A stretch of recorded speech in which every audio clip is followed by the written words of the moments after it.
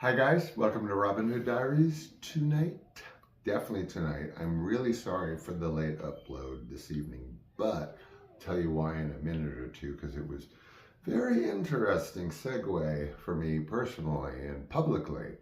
Other than that, everything's good, normal, whatever that means for today, for this minute, while I'm talking to you at least, because you're my respite. I know it's weird. I will never be able to explain it. But, so this is going to be a different one today. It's going to be entertaining for all the wrong reasons, but not bad. Just, I don't know how to put this.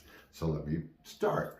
Okay, so I'm going to give a little bit more about my job duties at that place where I have a non-disclosure agreement, because I don't think describing sort of the functionality of my position really it violates the NDA. So I'm dealing with the disability community first off. I'm dealing with 7,000 clients to be served daily. I run 3 divisions. One basically answers questions. The second division sort of takes care of concerns, which are in the hundreds of thousands.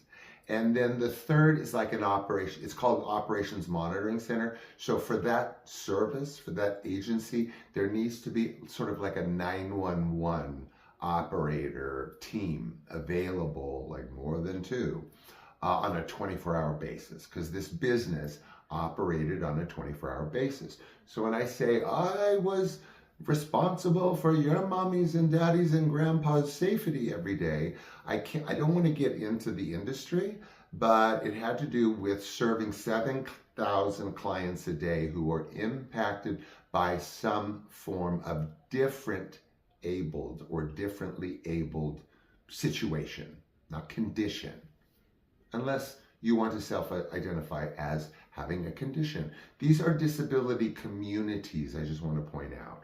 I never use the disability community. I say the differently abled communities. Why? Disabled folks are not homogenous.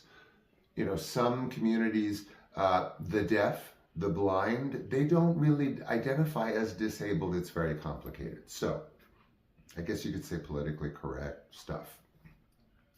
So in the course of the 45 people that work for me on the front line, plus the 3 analysts and my assistant, I am in a hiring mode all the time.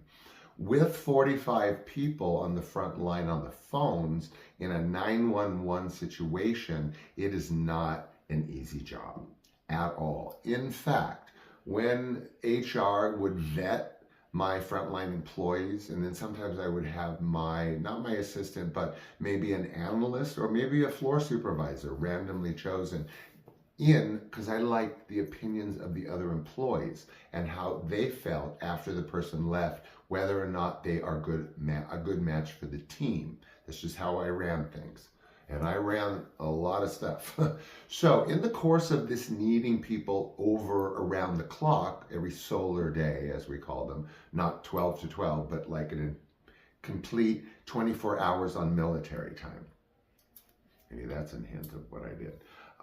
So in this course, I am having to go through periodic periods of hiring long-term temp employees. That is, if my employee needed some respite, they needed a maternity leave or a paternity leave, anything of that nature, I may need an extended temp, not like a temp that you bring in for the day. It could be for a month, it could be for 2 weeks, it could be longer. And I can smell good employees for my purposes in like a nanosecond. So what would happen is we'd typically go through the HR person, and then I would be called in to do the final assessment on the employee. What was the first thing I did? I scared them away. I said, look, you want to work here? These are the worst customers you can possibly imagine. These clients are worse than anything. Banks, I don't care. And then we weighed the options for the employee. So let's get to the point, because it's specific to one hiring. So I was in need of this extended, temp. One of my folks, were on some sort of break. So I had to vet certain long-term temp employees, because